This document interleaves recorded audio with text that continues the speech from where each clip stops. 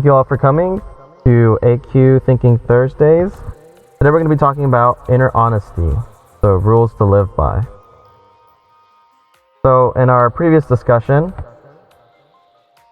we had a discussion to basically show that what we think about is what we become. And to summarize that, there's a really good quote that says, "The mind is everything. What you think, you become." So our mind literally makes reality. But the good news is, we can control that.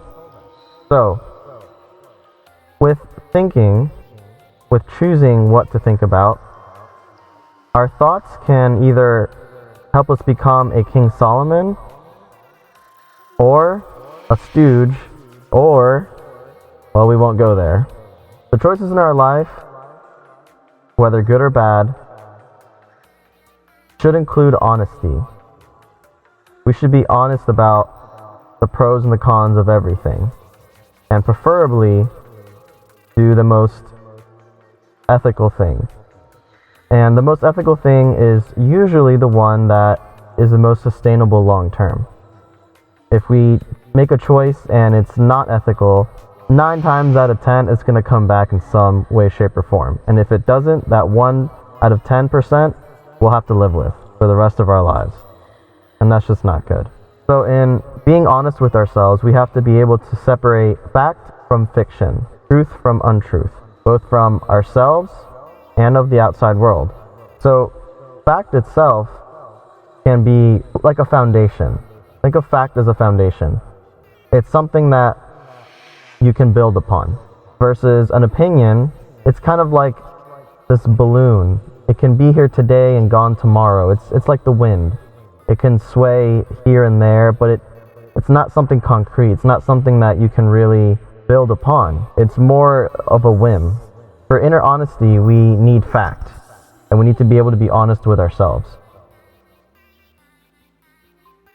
So that helps us know truth from belief. But in between the two, if we see the whole picture, we'll see that the areas where truth and belief overlaps, we can call that knowledge. So truth, knowledge, belief. What we want is knowledge, because with knowledge we can get a better picture, a clearer picture of reality, and with that we can make better decisions. So that leads us to not assuming. Assuming can sometimes be wrong, but experience never. And we actually talked a little bit about this before. I overheard some of the conversation that yes, experience is very important and should not be censored ever, especially not with ourselves, because through experience we can learn. And the importance of honesty is that it creates integrity, and with integrity we have inner peace. If we're honest with ourselves, we can make better decisions, and we can look back on our lives and see that we made the right decisions. We can be proud of the choices that we made, and we can know that the choices that we made a positive difference in the world. Now, Carl Jung was a psychologist that studied the subconscious parts of the mind. He developed what's called shadow work, or being able to look at the darker sides of ourselves and not judge it, but rather accept it. One of his famous quotes is, "Your vision will become clear only when you can look into your own heart. Who looks outside dreams, who looks inside awakens." So if we look at the inside of what's inside our mind, what's inside our heart, what's inside our soul, we're able to get a better picture of what's actually there. A lot of past ancient religions, like the Gnostics and basically the Kabbalah, which were sects of larger religions, so like a sect of Christianity, a sect of Judaism, they both really emphasized the importance of knowledge. And with knowledge, we get a better sense of what's going on, both in the outside world and within ourselves. This is a tool that shamans use a lot, and it allows the person who is receiving the care or the shamanic work to be able to peer inside their own mind, and from there be able to see things as they really are.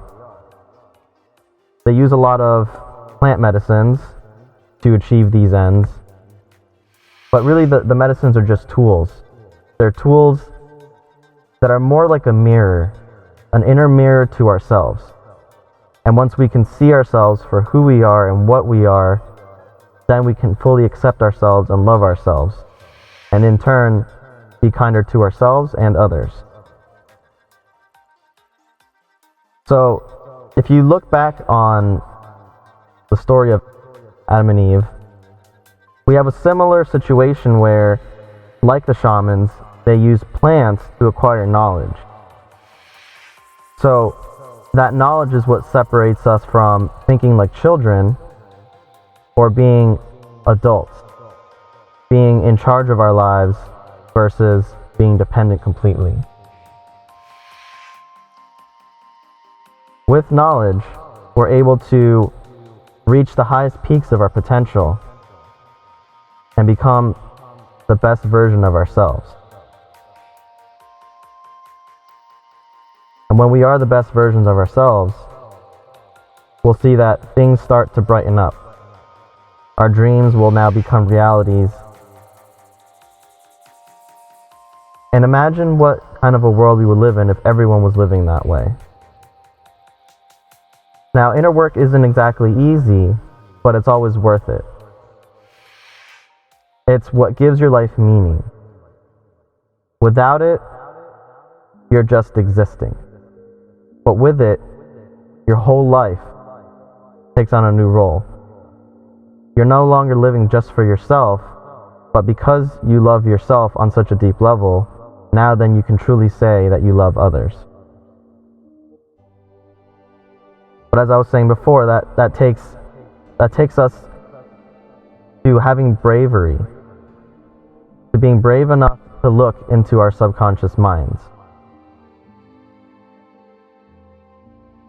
to figure out the inner workings of our mind, how it ticks, what motivates us, how it functions, how it misfunctions.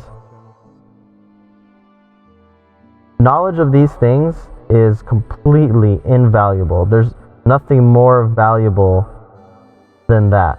Because if you know yourself, then you've already solved half the puzzle of the universe. We should be aware of how things affect us, how things affect our mind, our body, our spirit. Once we are aware of those things, once we wake up to how things affect us and how we can choose how things will affect us,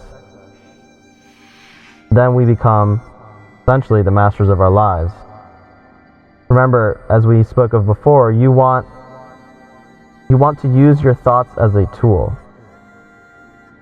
You don't want your thoughts to control you. You want to control your thoughts. That's when you're in charge in your life. And when you can see your thoughts, control your thoughts, you then start to see that you can see multiple perspectives in things. You start to be able to see and really listen to other people's thoughts and opinions and really contemplate them. When you're able to see things from multiple perspectives and not just the one that we're constantly stuck in, then the world itself becomes a friendlier place, and it becomes a place of intrigue, a place of awe. It becomes a place that's inspiring. And once we start to awaken to who we are, we'll start to see what our talents are, what we can give, what the meaning of our lives is, and so much more. When we really have the bravery to look within, once we get past all the layers of traumas from our past and all the different things that we need to heal from, eventually we reach a place where there's nothing left to heal from. There's only life to experience. And from there, it's just pure bliss. And when we see that, we reach a state where we recognize that we are one with the entire universe. there is no real separation between us and the outside world, that the inner world and the outside world are one and the same. If we have peace within, we can bring peace without. And when we make these realizations, the universe itself will start to open up to us. We'll start to see and experience all the things we had dreamed about, except it won't be a dream anymore. It'll be your life. So, some things to think about.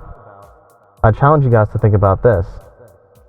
In what ways have you been dishonest with yourself in the past? How has that affected your own life? How has that affected others? What did we convince ourselves of that maybe wasn't true, but then it negatively affected us and then negatively affected others? How can we change that? What can you do today to live more harmoniously with yourself? So I'd like to know your thoughts, your opinions on this. And if you're on YouTube, leave a comment. If you're on Facebook, same thing, or LinkedIn. But while we're here, I want us to have this discussion. And it's going to take a little bit of vulnerability, but I promise you, there's always healing at the end of that. And with that, we conclude.